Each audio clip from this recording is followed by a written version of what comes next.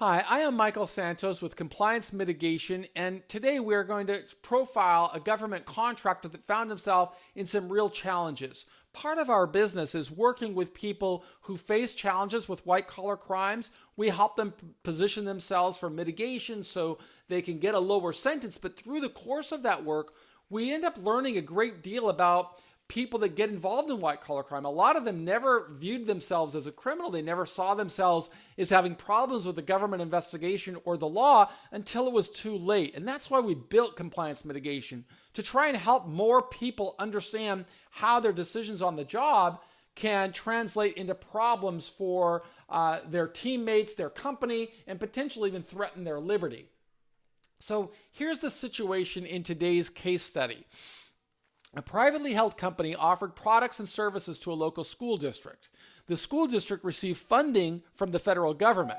Well, the contract between the small company and the school district included a stipulated budget. Every year, the company and the school district renewed the contract. The business owner failed to review the budget, and as a result of making changes to the budget, the business owner exposed himself to potential problems. A government investigation led to massive legal expenses and a criminal prosecution. Here's the state of the industry. Many people work in normal business settings without knowing how decisions on the job can expose them to government investigations. Investigations can result in fines, injunctions, disgorgement, and potentially charges for white-collar crimes. Ask me how I know. People do not know how easily their behavior on the job can lead them to prison. Because of far-reaching criminal statutes, simple business decisions can result in investigations, prosecution, and prison time when funds originate from a government source. Our nation's government continues to grow. With bigger government, more investigations will follow. With more government investigations, more companies will face enormous expenses in civil litigation, defending against those investigations. And more people may face charges for white-collar crimes, despite their not having had any intent to commit a crime. Well, our team at Compliance Mitigation will offer case studies to help business owners and team members understand the implications of their decisions. Here's the background and analysis. This case study profiles David Shulick, who served as the president of DVHS Management Corporation, an educational services company based in Pennsylvania.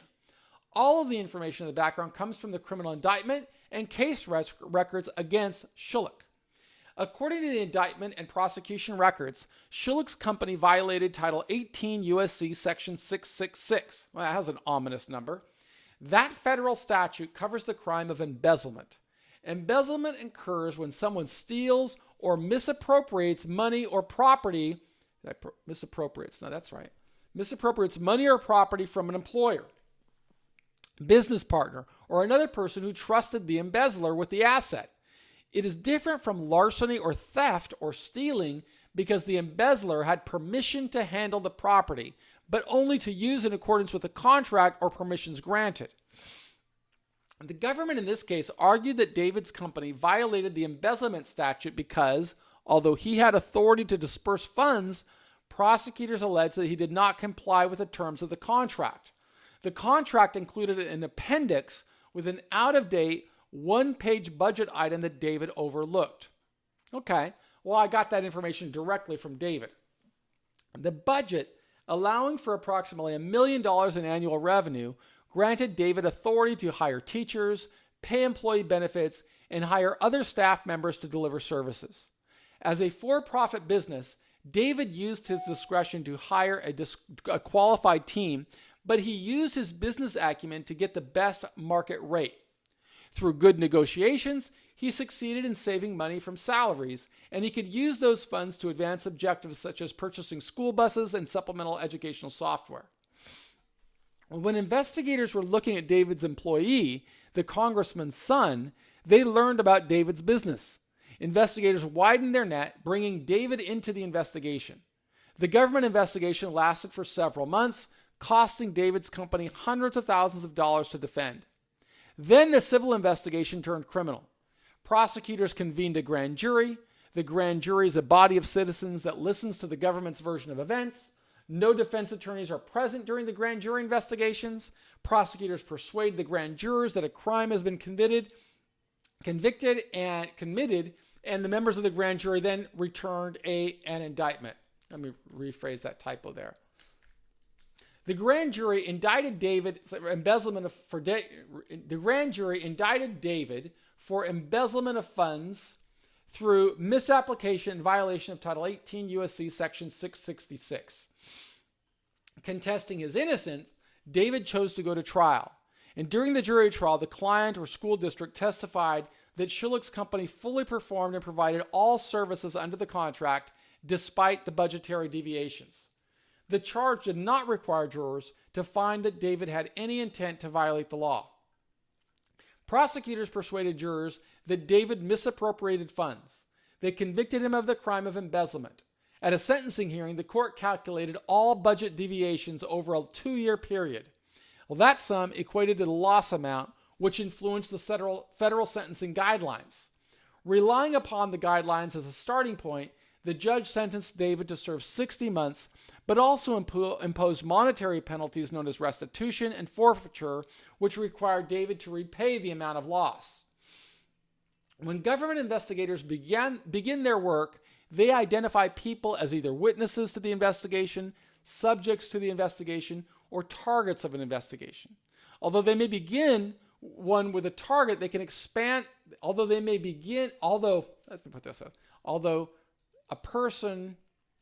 government may identify a person as a subject. Whoops, I'm trying to edit here as I talk. Although the government may identify a person as a potential witness or a subject of an investigation, they can expand the scope of their investigation. In David's case, the investigation began with a congressman's son. The case expanded to include the target's place of work. And as the employer, David may have begun as either a witness or a subject, but as the investigation broadened, David himself became a target. Investigators begin with the full force of the government with them. David didn't only face a civil investigation. When prosecutors convened a grand jury, they wanted to convict him of white-collar crimes. And after a jury trial in federal court, the jurors convicted David of embezzlement, a federal crime. The crime had federal jurisdiction because the federal government had issued funding to the school district, and the school district relied upon those federal funds to pay David's company. Anytime a private company receives funds that have some connection to federal funds, the federal court has jurisdiction. If federal laws are at stake, prosecutors may bring federal charges.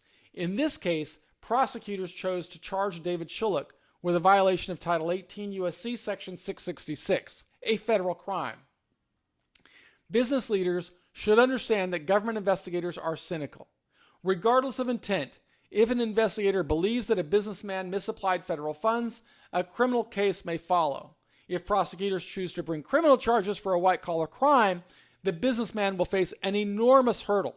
And if a case advances from civil charges to criminal charges, a federal judge will rely upon the amount of loss when determining the sanction. In David's case, the judge imposed a term of 60 months. Further, besides the loss of liberty, a defendant may face a restitution and forfeiture order that can decimate a person's stability. Well, we recommend that business owners learn from stories like David Shulick before they engage in contracts that involve federal funds. At any time, investigators can bring an investigation. Those investigations can be costly and time-consuming. Investigations can lead to injunctions, fines, and even the loss of liberty. Business owners that contract with entities that rely upon federal funds should know the importance of documenting any budget deviations from the original contract. Violations of a legally binding budget may expose a person to criminal liability. Many small and medium-sized businesses sell goods or services to public entities or nonprofits that receive financial assistance from the federal government. They may not know that they are doing business with federal funds.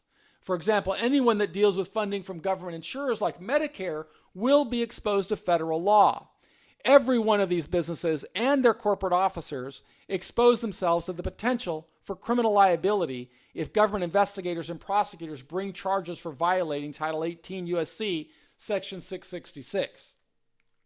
We recommend all business owners and team members learn more about the risks of accepting funds that have any tie to the government. For business owners that choose to perform government work we encourage them to participate in ongoing training. They should have all their team members understand the risks of non-compliance. So we recommend that decision makers get competent legal opinion before they deviate in any way from a proposed budget and a contract.